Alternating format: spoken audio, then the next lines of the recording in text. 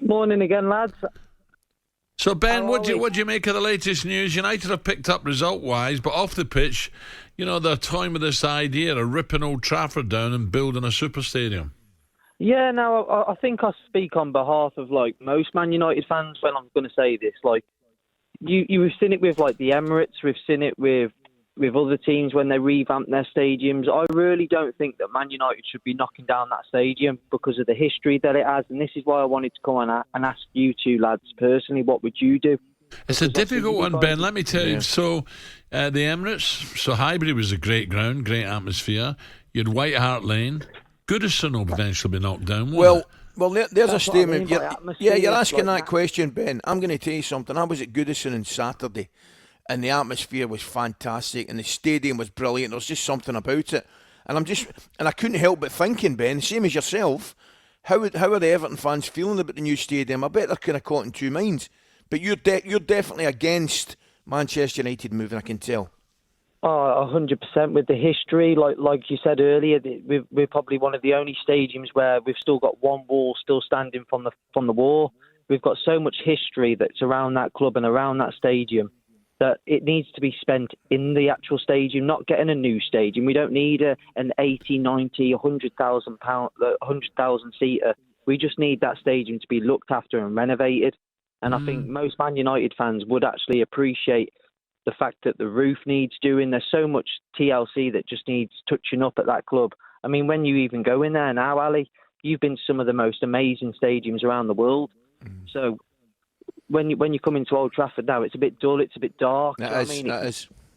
Yeah, interesting, Ben. Thank you. Well, the other one is Chelsea as well, Stamford Bridge. Imagine how much that is worth. But you've got the obstruction there of the Chelsea pitch owners, Ali. Yes. They can put the kibosh on it. Anyway, Poch. What about Poch? Is he clinging on? Is he out of touch at Chelsea? I think a few stayed here just to boo and jeer this performance. It finishes here at full time. Chelsea 2, Wolves 4. We are Chelsea, and everything is bigger than normally, and always is to try to find some word to put, and to create a big history. You're out of touch, I'm out of time. This is about soul. This is about who Chelsea are. This is about what we represent. Our entire soul is being eroded. Wow, I'm not quite sure what they are. That's not the Chelsea I'm used to seeing. I am massively disappointed with Pochettino. You got to try something because this isn't working. We are in a crisis. The Chelsea supporters are booing now. Pochettino's going to be out the door. It's inevitable. There is literally one man on the planet capable of resurrecting Chelsea, and that man is Jose Mourinho. Yeah, well, Ben's still with us. Owner Todd Bowley splashed out over £1 billion. £1 billion, can you believe it, on new players since taking over in the summer of 2022. It would reportedly cost the club over 10 mil to get rid of Poch, which could count towards the season's profit and sustainability rules. Ben, I don't know where to start here. I like Poch. I want him to do well, but I just don't like the manner and how they're getting beat. Yes, good morning. I think the challenge for Chelsea at the moment, as you say, is just identity and passages of play and some tactical considerations that are not only creating divisions between Pochettino and the fan base, but ultimately leading to Chelsea losing games. And they're making a lot of mistakes and they're not always putting the ball in the back of the net. And therefore, it's all very well thinking about the project and the long term and the stadium redevelopment and these young players coming through. But the now at Chelsea needs improving. And that's the sort of paradox with all of this, that the project's long term, but Pochettino's contract is only 2 years guaranteed and 1 year club option. So this summer, he's halfway through his deal. And therefore, if it's not going according to plan and they're in mid-table mediocrity and they don't have European football, it's going to be a very difficult situation. Yeah. And we should point out that the ownership group at Chelsea want to give Pochettino time, but he's also got to keep the fan base on side. And if he doesn't, then at a club like Chelsea, that's usually the beginning of the end.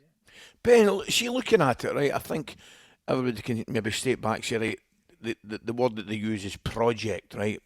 And as long as you see improvement, I think fans can, will buy into the project. However, looking at it, yeah, I think they're worse off than they were under Potter. I think they're sitting 11th just now.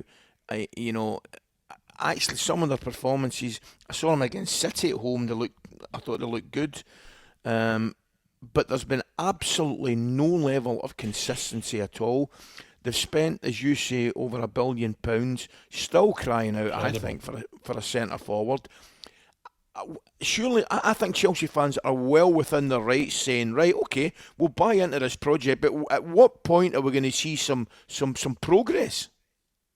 Yeah, and progress might be winning a League Cup final and a trophy, but that might also paper over the cracks in some eyes as far as the fans are concerned. I think the mitigating circumstances clearly are the injuries and the fact that a new manager's come in and hasn't necessarily been able to influence recruitment because it's a model, and therefore you know what you're walking into. You have to ultimately think more about the youth-led project and the long-term recruitment plans, and maybe Pochettino wants proven Premier League experience and something for the now, because his contract isn't long-term. So Nkunku might make a difference. An Osimhen in the summer might make a difference. Wesley Fofana coming back from injury might make a difference.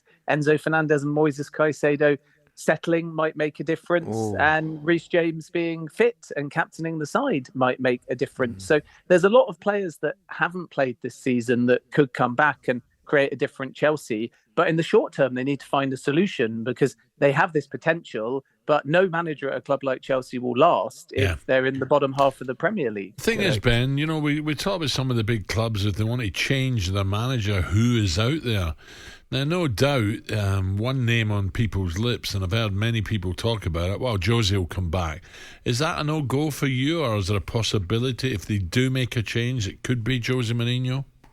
Well, my understanding is there's no succession plan in the sense of active lists, but clubs obviously are always looking ahead because they don't want gaps. I'm not sure that Mourinho is a name that is being spoken about. I think he wouldn't come in as an interim anyway. And even though fans might see it as popular, let's remember that there was a lot of positive PR about Lampard, and that didn't work as well.